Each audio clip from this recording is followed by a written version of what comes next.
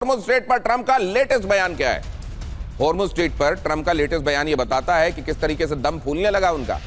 कहने लगे हमारे पास पहले से ही तेल के बड़े भंडार हैं, हमें हॉर्मुज़ की लड़ाई की जरूरत नहीं है, तुम्हारी लड़ाई है, इस बात को समझो। सुनिए जरा।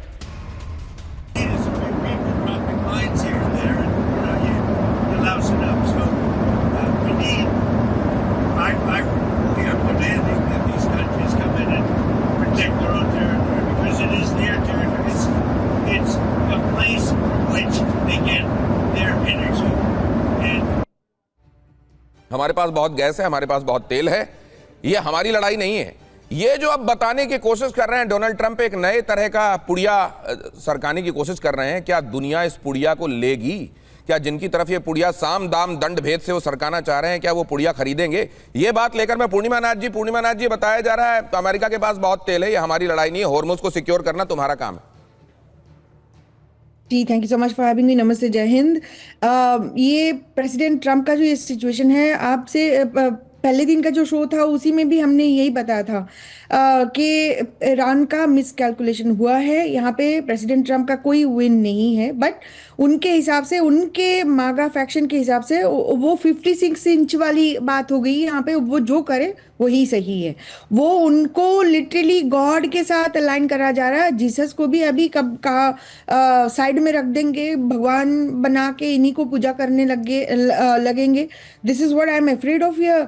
अनफॉर्चुनेटली एक और पहलू बताऊं पूर्णिमा नाथ जी, आप इस बात को पूरा कीजिएगा जो आप कह रही हैं, लेकिन देखिए जो साथ खड़े हुए देश हैं जिनको ये माना जाता है कि ये तो लाइक माइंडेड कंट्रीज हैं, वो क्या कह रही हैं जरा वो देखिए। हॉर्मुज़ स्ट्रेट पर ट्रंप ने जो कहा वो तो मैंने आपको दिखा दिया। अब जर्मनी क्या कह रहा है वो मैं आपको बताता हूं। हॉर्मुज़ में आने को लेकर जर्मनी का जवाब आ गया है।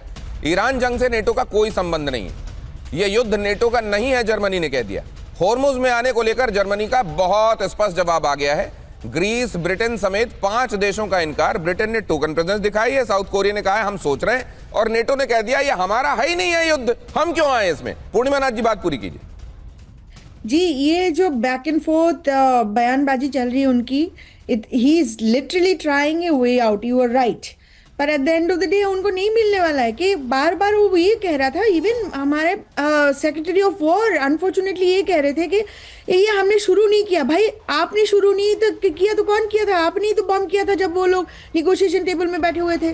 तो ये जो अनफॉर्चुनेटली आपके शो में एम्बेसडर साहब भी थे, तब भी जब इनिशियल शो में उन्होंने खुद कहा था हॉर्मुज़ वो ईरान कौन होता बंद करने के लिए, उनके पास कुछ नहीं बचा रहेगा। आप देखिए आज हम लोग 16-17 डे में आप आके पहुंच चुके हैं।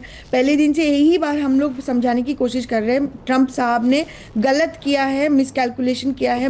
जी आप कह रहे हैं कि दीपक सर ने समझ पाए हैं। दीपक सर ने ये बात कही थी कि उस समय तक ईरान के पास कुछ बचेगा नहीं, लेकिन आज 16वां दिन गुजरने के बाद ईरान इतना ताकतवर दिखाई दे रहा है कि स्ट्रेट ऑफ हॉर्मुज़ के लिए डोनाल्ड ट्रंप को दुनिया भर से मदद मांगनी पड़ रही है। दीपक सर, आपका स्टेटमेंट कोट किया जा रहा है पूर्णिमा जी की तरफ से।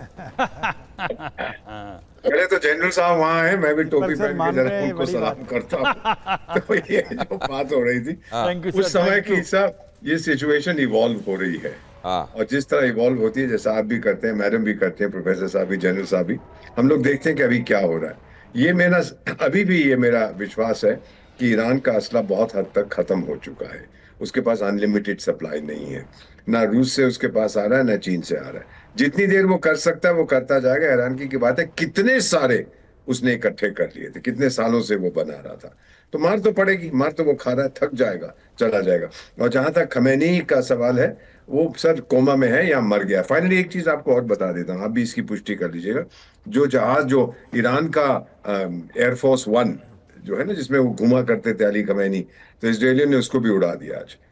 वो जमीन पे था मशहद एयरबेस पे, तो उसको भी उड़ा दिया। इसका मतलब वो अभी पीछे हटने वाले नहीं है। जो भी सिंबल्स हैं अथॉरिटी के ईरान में, उनको तोड़ने की कोशिश कर रहे हैं। क्या ईरान पीछे हटेगा?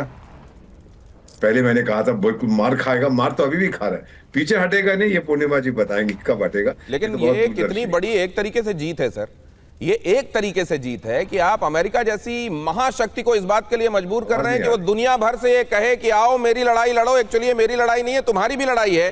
क्या ये एक तरीके से ईरान की बड़ी जीत नहीं है?